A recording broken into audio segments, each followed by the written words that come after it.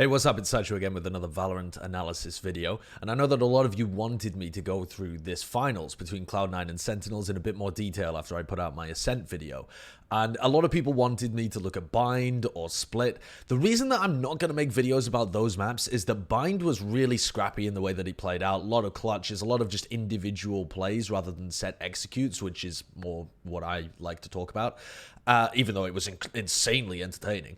And then Split was Cloud9 trying something with the Viper that just never worked, and Sentinels just rolled. So again, that map isn't that interesting to go back over.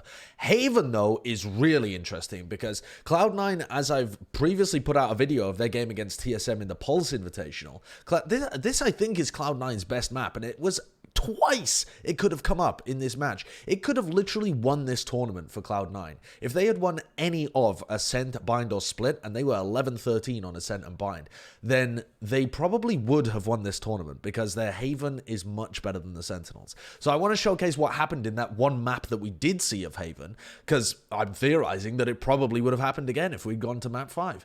So let's take a look. This is that first map, and it is the second map of the series, but it's that first iteration of Haven.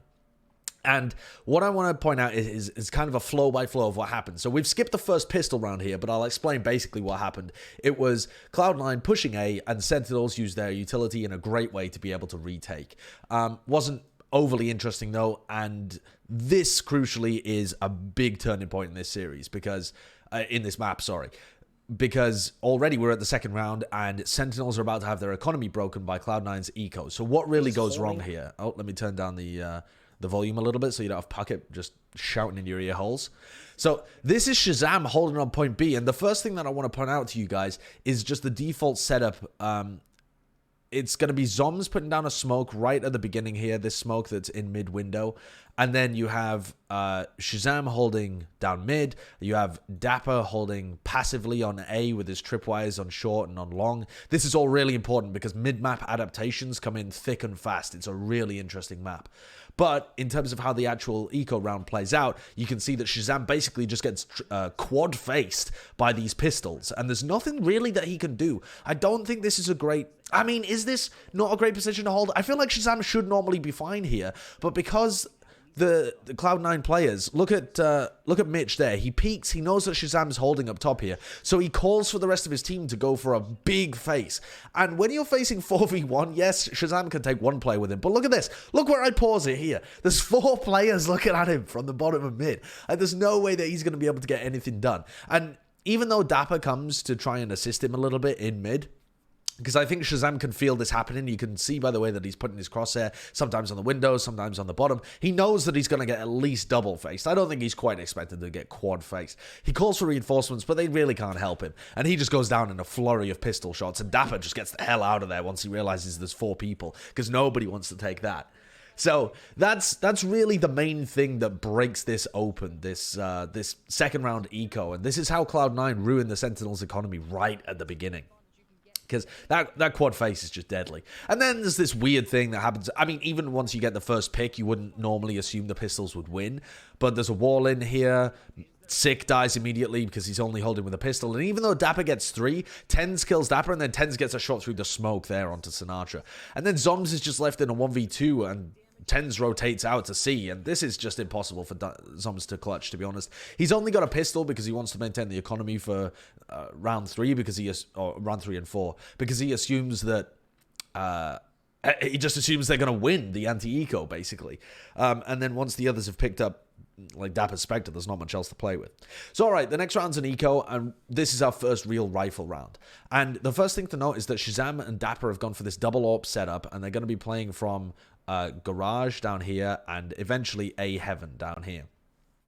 And the other thing to note is that because Dapper spent all of his money on an AWP, he doesn't have any tripwires. So this passive hold from Dapper on point A is all well and good as long as he hits his shots, but he's not going to know when people are coming short or long because those tripwires are not going to be available like they were in the previous rounds. So if we play this one out, you can basically see that what happens in round 4 is they go for the classic smoke play in mid. Zombs is smoking that, and Sinatra pushes down mid. This is a play that the Sentinels like to do on Haven. It wins them a lot of rounds against scrappy disorganized teams, but I think Cloud9 just expect it, because even though Tens dies here to the challenge, they drone it. Oh wait, you don't quite see that there for the minimap for whatever reason, but if I pull up the minimap, you can see that they've droned in from let me just actually reduce the size of this. They've droned in from there, and they're trying to like push forwards, and I don't know whether they spot Sinatra or they just think that he's pushed or what, but they just spam basically through the smoke and they kill him immediately.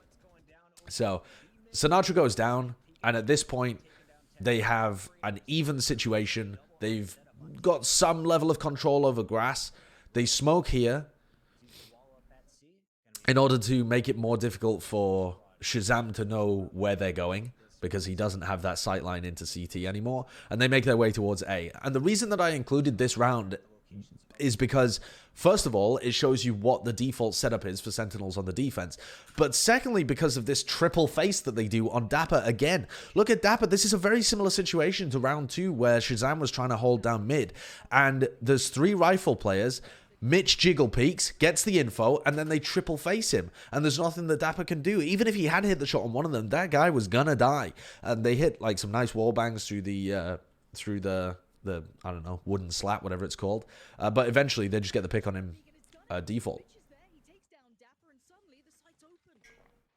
And that's completely open. It's a 4v3. You're expected to win those, and indeed they do. And you can actually see that it's Relics that ends up picking up this kill that really stops Sentinels from being able to defend, because he's flanking through mid. You can see Relics just slowly making his way through point B here to get a backstab onto Zoms. Zoms takes the challenge and Relics gets a pick. And at this point, I mean, Shazam's going to want to save his AWP for sure, and Six going to want to save whatever the hell he has. So round 5, and they can just about buy up again because Shazam and Six saved. They buy for other people on their team. You can see them both on 0 credits, and they managed to piece together some kind of buy. Zoms with low armor, Shazam with no armor. And this is a C push. Again, what I want to point out is that Dapper is again holding kind of defensively over on A with his tripwires on short and long. It gives a lot. The reason that I'm generally not a fan of this kind of play is that it just gives the attackers all of this control over both short and long. They have just all of this room to be able to work with, and the people on A don't really have any map info. And this is something that Sentinels adapt later on. So, okay, Tens dies at the beginning of this round, and 4v5 Shinobi, presumably, as he's the in-game leader, decides to make the call to go and hit C instead. And they have quite a nice little set play here. They use the drone just to push Shazam back. Also, a good point to note is that drones generally from Silvers should push AWPers out of position, because if they get tagged, you can just pre-fire them because you can see them around the walls. So that's a great way of always pushing the AWPer out of whatever advanced position they're holding. Shinobi does that just to they peek into garage a little bit, just hoping for a pick, and then eventually they go towards C here. And they have a decent idea that the AWPer isn't going to be here, but again, just jiggle peeking to try and bait out whatever shot, and they're, you know, planning to triple face if they actually do see an AWPer. And you see the position of Zoms here. Let's look at the minimap again. Zoms is going to be holding on wood, or as Bren likes to call it, mahogany logs, which is just the worst call out of all time. And I want to draw your attention to Relic's position, because if you were paying attention to my C9 versus TSM video that I did a couple of days ago, I was pointing out how much I love these set smokes coming out from Relics, where he's retaking and he puts his blinds, sorry, not set smokes, set blinds from the Omen, and uses them on A retakes to be able to blind common positions. Actually, that second arrow is completely wrong, because what I actually mean there is that he does them like this, so that he blinds this corner and either default, plant, or hell. And it's that idea of catching 2 big positions with the blind that is also important here, because he's going to catch behind box, which is a very common position for somebody to be holding, and he also catches logs or wood or whatever the hell you want to call this position that Zoms is sat in, and he would also catch anybody trying to peek like just that side of the box as well. So 2 or 3, if you want to distinguish between wood and side of boxes, 2 very common positions here are going to be covered by this blind, and Zoms can't do anything. I mean, the blind comes through, and because of Six passive position that isn't really holding a crossfire with him, no one can stop this. They just cage up on on Garage, and they're in. They get the plan. And they're in a 4v4 with position on the side. And for whatever reason, the Sentinels players decide to challenge. Maybe because they are expecting this to be a C split and they think some of the players are still going to be in Garage. I don't really know why. But they're lit up. 6 gone in alone. No possibility of a trade. And these guys push as well. Like, yeah, they get the kill on Shinobi, who's not the greatest fragger in the world. But Vice gets the trade kill on Sinatra. And now you're in a much worse position. Because you're in a 3v2. The Sentinels do not have control of the site. And Dapper's miles away, and they have no idea where the Cloud9 players are going to spread out to. So this is just a horrible situation to be in. The retake not played correctly from the Sentinels, and they lose this round. And the economy gets broken once again. And so what we're really heading into here is a round 7 where Sentinels have not really had any chance. Hello. What the hell's going on here? Why is my game just frozen? My game. This isn't a game. Okay, no idea why my thing is freezing here. Okay, well, bear with me a moment as I have a backup file, actually. There we go. Always have a backup file. This is from round 7. So you can see in terms of how the rounds have played out here, there's been an eco round on round 3. There's now been an eco round on round 6. So Sentinels are in a really horrible position of having their next rifle round 5-1 down. And let's discuss some of the mid-map adaptations that they've made. So let's take a look at the mini-map. No longer is Dapper holding this passive position on A where he'll hold Heaven or something with tripwires here and here. Instead, Dapper's going to hold Garage, and he's going to have trips that are going to give info as to whether they're pushing B or Garage kind of side. And their aim on A, the Sentinels, is to aggressively take long control early in the map via early aggression, and then drop back off afterwards and rotate players away to cover more of the map. And this is what I would consider to be more of a standard approach to the Haven defense, is to try and take early control over these neutral areas of like A lobby and this kind of stuff, and really fight over this, and then force Cloud9 to use a lot of utility to retake it if they actually want to hit A later on. So this is the adjustment that they make, to move Dapper away, move Zoms and Sinatra and Shazam over towards A, and they're going to go for an aggressive play. And this is actually the first rifle round that the Sentinels win, and it's shit, honestly. Like, it's not great, but let's watch it play out. So both teams are going to try and fight over A control a little bit here. I think that's just kind of luck of the draw that Cloud9 decide to do this at this point, but maybe they have some kind of read.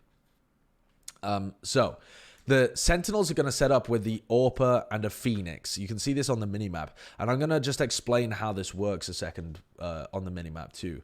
You have the AWPer from Shazam is going to hold this angle so that people cannot push and actually peek once as Sinatra gets into position. And Sinatra's basically just going to move up and try and take this corner here. And the idea is that you have your Phoenix in a bit of a suicide corner where anybody else, they'd just get 1 kill and then die. They'd just be traded. But because you're Phoenix, you can use your flashes to catch people unawares, and you can turn that suicide angle into, 2 picks, or maybe killing people and then escaping. There's much more you can do because you're playing the Phoenix here. And the synergy is really good because you have somebody long range covering the angle and somebody short range to actually take the fights and cover for when Shazam needs to re-peek or something like that. All right, so let's take a look at how that actually plays out in terms of the overall in-game thing. So the cyber cage goes down, Sinatra's getting into position, and again, the idea is that he's going to post up in this corner while Shazam actually covers the angle itself. But what actually happens is that C9 have recon arrowed down short, and they are going to cage on long. So they don't know whether these players have passed. They have, both Mitch and... God, I'm so terrible at remembering names. Mitch and the Cypher for Cloud9. Why can I not remember his name? Vice, because he never comes up in the kill feed. Mitch and Vice have crossed already, and they've actually put a cam behind Sinatra. So he realizes and he turns around. Now this cam, it might be a little difficult to see, but the cam, if you look on the minimap, is actually pointed towards Shazam right now. He's trying to tag Shazam to push him out of the angle. But Sinatra doesn't know whether or not he has actually been seen by the camera. So he takes out the camera, and now Sinatra really has to take this fight. Because he doesn't know whether they have already busted him in his position, and they'll just flush him out by using utility, you know, like shock arrows or mollies or whatever. Not that they have a molly, but a blind, something like that. So he's going to take this fight. Shock arrow comes in to try and take Shazam off the angle, but he takes the kill onto Vice. He gets blinded here, though, and has to fall back, but this is the benefit of having Shazam cover that angle, because Shazam is covering for people who are going to peek Sinatra. So this is one of the ways where this crossfire works, or not crossfire, but like just holding the angle for Sinatra works really well, because Shinobi ends up going down, Molly comes in, and they turn what would have been a terrible situation for Sinatra, if he had been seen by the cam, into actually a favorable trade, where Sinatra's died, but they've picked up 2 kills for it. Now, Zombs, meanwhile, if we rewind a little bit to kind of the beginning of this round, Zombs is holding A with them. Zombs is the Brimstone here. And Zombs wants to fake that they are having some mid-aggression. So Zombs is going to run over into this corner where he can get the range to be able to smoke mid-window. So he does that, he puts down the smoke, and then he's going to rotate back. And Zom's job is basically just to watch short for these guys. But once Sinatra calls for help, because he feels like he's been spotted, Zoms actually rotates around to long to try and help in this situation. And it's a good job as well, because he actually gets the pick onto Tens, who was trying to refight with the AWP to kill Shazam. So they've now put this into a great situation. They're in a 4v2, the Sentinels, but Mitch is a little bit of a genius, because he's realized that there is nobody on short, and he has just sprinted down a really fast push, which would otherwise be held by Zoms, but this time is not. And look at Mitch here, because as soon as you see on the map, as soon as Sinatra is taking the fight here, and as soon as he hears Zoms run away, Mitch immediately just runs down short. And then he starts walking once he's going to be in a more, like flanky position, once he's going to give away his positioning, and he creeps around behind them, gets the kill on Zoms, gets the kill on Shazam, and by this time they have just wiped out everybody on A long and set themselves up for a 2v2. It's such a sick counterplay coming out from Mitch to realize that short is going to be open in this time, because otherwise it was pretty well played from the Sentinels. But Mitch reads the situation correctly, pushes short, gets the backstab kill on 2 of them, and Cloud9 are again set up with a fantastic situation. This should have been a round win for Cloud9. They should have been set up for a 6-1 and then actually a 7-1, because this would have again broken the economy for Sentinels. Instead, though, Sick saves them, as he did so many times throughout this series. Sick jumps up on the windowsill. That's him there on the windowsill. I'm going to try and pause this. There we go. You can just see him there on the windowsill. And even though Relix has put a smoke up in heaven, Sick has anticipated this. He's stood on the windowsill. And yes, probably Relix and Mitch should have been watching heaven just to make sure that nobody was peeking before the smoke popped. But it's a combination of a bit of a misplay from Relix and Mitch and a nice play by Sick to read what would happen. And he sprays them both down for the win for Sentinels. It is a clutch towards the end, but there was some promise in that round defense from the Sentinels too. So I don't feel too mad about them taking that round win. But we're going to take a look at the next round here, because round 8 is pretty similar. It's going to be another A-long hold, and both teams want to fight over it again. Because once Cloud9 get this idea that Sentinels are going to be fighting over A-long, if they can win the trade and not just get clutch at the end by Sick, then they'll have a very easy round. Oh, not very easy, but they'll have a very solid round win. So we're going to set up for almost an identical kind of play here.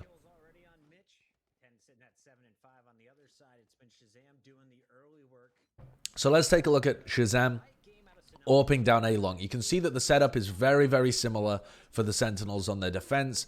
Dapper holding the garage. He's got his tripwire in B so that they know if anyone tries to creep through. And they're going to fight over early A-long control, and then they're going to drop back to cover more of the map. Shazam is going to pre-aim Tens here, and I love this play because Tens is stood on top of the garden and he's aiming to updraft so that he gets a sightline over the top of this like balcony to be able to see how many players are holding A long. Shazam reads it and kills him immediately. I love this idea. And Tens, even though he does have his ult, has not popped it. He's not going for the kill on the AWPer. Like, you will occasionally see people try and do this where they updraft over a certain position to try and get a cheeky kill, either at the beginning of the round or midway through on a retake or something like this. This isn't what TenZ is going for. TenZ is just looking for some information early on. But Shazam takes his head off. Or, I mean, he doesn't. I suppose that's a body shot somehow. But yeah, he gets the kill anyway. So, nice first pick by Shazam. It is going to get rezzed, however, so it doesn't actually make that much difference. But Cloud9 are now going to commit. Cloud9 have got the information on A-Long. They've burnt their res, and they're going to commit to this fight. So let's take a look, because this is a really interesting scenario that plays out here on A-Long. Again, Sinatra is pushed into position down deep in long. The drone comes through. And like I've been saying throughout all of these breakdowns, normally an owl drone coming out from the Sova will push Shazam off this position. Because Shazam does not want to get tagged up here, because he has to worry about, like, sometimes he would have to worry about a Sova ult, not in this specific example, but sometimes he'd have to worry about people just dry peeking the angle after he's been tagged up. And if you can see people through the walls, then you can immediately pre-fire them. So Shazam would normally drop off, or actually what he'd normally do is just kill this drone. And then once he's taken the shot, TenZ would take up the angle and he would have to drop back. But instead, TenZ is just being res, so he doesn't really have to worry about that. Instead, what he's going to do is hold this angle and hope that someone is following the drone. Now, that doesn't happen, and as this drone comes around the corner, he definitely does not want Sinatra to get tagged up. So he goes for the shot anyway. He goes for the shot to kill the drone, and Sinatra has also done that. He's also killed the drone here. Now, as he takes the shot, TenZ takes up the angle, right? And so this, TenZ takes up the angle, and TenZ could just hold this. He doesn't have to go for the shot. He could just hold this angle now. And then TenZ is in control of that tight angle, and his teammates can push deep into short without having to expend utility. Instead, though, TenZ does actually take a shot, which allows for Shazam to take back up the angle. Because now Shazam gets a free moment of opportunity when TenZ is like cocking the gun again to be able to take up that deep angle again. So they're both kind of fighting and driving over this close angle. A smoke is going to come out here from Relics, and TenZ decides that he's going to re-peek the angle, which is dangerous, but because he has a very small window of opportunity just before the smoke pops from Relics, he feels like it's a reasonable risk to take. They've also comboed it with a shock dart coming out onto Sinatra, and as TenZ goes for the peek here, just before the flash pops, just before the smoke pops, TenZ does actually get the kill on Shazam. So, a bit of a risk from TenZ, but he feels like he's good enough to go for the re-peek. It's already been a bit of a back and forth, and so he gets the kill. Now, in the meantime, though, the C9 team has pushed forwards and put a shock dart onto Sinatra, who's now only on like 80 health or something like that. Sinatra has used his flash. You saw him there use the flash, and TenZ has used his E to disengage. The flash catches a lot of these players, actually. You can see that Vice is flashed up here, but it definitely catches Relics, who was trying to double face with TenZ. Relics dies immediately to Sinatra, and now Sinatra has to fight. He needs to use his next flash. He needs to try and trade at least one extra kill, really. He gets slowed here by Mitch, uses another flash, but he's slowed so he can't re-peek, and this is now, in theory, a great situation for Cloud9 to flush him out of position. Sinatra puts a molly at his feet so that they can't really push it, and Zombs is also going to use his Brimstone ult onto everybody that are crowded up in A lobby here in an attempt to stop them pushing Sinatra. This is a great play from Zombs, but TenZ is a mad cunt, so he just pushes the molly anyway by jumping over the top and trying to like glide through it as if he's not going to take damage. He does take damage. He takes a shit ton of damage, and then he just right-clicks Sinatra down with his fucking classic for the kill anyway. Oh, I didn't even show you that. I mean, look at this. Look at this. I present this with no commentary as just TenZ things. The molly goes down. He's flashed. The Brimstone ult is behind him, and he just glides through a molly and a firewall, just with the confidence that he's going to be able to get that kill anyway. So now Zombs is stuck in a situation where he's like, oh shit, I just used my ult. These guys have rushed short, and they get the like double peek onto him and kill Zombs. And now it's a situation where Cloud9 are in a 3v2 with control of A. So just TenZ being an absolute mental bastard opens that one up, honestly. But otherwise, a fairly decent idea of how to hold A long from the Sentinels that Cloud9, again, a bit of outplay, a bit of just great timing, and a really nice crossfire towards the end to make sure that this 3v2 actually results in a round win. So, mid-map adaptation again coming out here. The next round's going to be an eco, obviously, as Cloud9 get themselves up. Oh, no, sorry. The next round... Yes, sorry, the next round was an eco. So we just skipped ahead in time there. But what we just watched was round 7 right here. The next round was an eco win for Cloud9 again. And I want to explain how the Sentinels got these next 2 rounds. Because basically what happened was, in rounds 9 to 12, so the round that we're going to watch is round 12, but in rounds 9 and... in rounds 9 to 12. So round 9, Dapper moved to C and pushed down C, and Zombs played passively in Gong, and they didn't play for this really early A aggression. They played aggression down C instead because their A aggression had not been working. That also did not work, and Dapper and I think Sick died really early on. So in rounds 10 and 11, the rounds that they actually win here, what they go for instead is Zombs holding passively in Gong, which I'll explain later, and Dapper puts up his utility in Garage and B, but Dapper himself moves around to A. And I believe, I'm not 100% sure, but I believe the idea here is that when the A players realize that the Cypher is holding A, they're going to be incentivized to push other areas of the map because they don't want to push into the Cypher tripwires. They don't know that the Cypher tripwires are actually nowhere near where Dapper is holding. I think the idea here from Sentinels is that if we show the Cypher on A, we're more likely to force Cloud9 to push B and C, which is exactly what happens in rounds 10, 11, and 12. All of the pushes happen on B or C. A is no longer a threat. And I think the Sentinels want to play a bit of mind games here where they're forcing Cloud9 to push B or C by showing the Cypher on A, despite the fact that he's used his utility elsewhere on the map. And they found a lot more success in these rounds. Now, what I want to illustrate in this round, in round 12, is how Zombs is holding on B. Because if your idea for Sentinels is to incentivize Cloud9 to push B and C, well then you better have a good idea of how to hold it. And especially, you better have a good idea of how to hold the boost play that Cloud9 like to do on B, where they boost up and they have Mitch push over the top of the box while Tens boosts up. And that, in my opinion, is why Zombs plays so passively in these rounds at Gong, instead of playing where people would normally hold on B, as in like in the connector here, or even a tight angle here. He doesn't want to play these positions because none of these positions are effective at holding the B boost play, which I've broken down previously in my C9 versus TSM video. So I believe that is why Zombs is holding Gong, and we'll actually see in this round 12 how it works to counter that. So Cloud9 are going to pressure long, A long that is, as usual, with Relics holding C. This is kind of the default play for Cloud9. Shazam is AWPing. He misses an early shot, I think. Takes down the drone. And Cloud9 don't want to go towards A for whatever reason. Maybe it's because of the Cypher. Maybe it's another reason that I haven't quite picked up on. But anyway, Tens is going to be watching grass.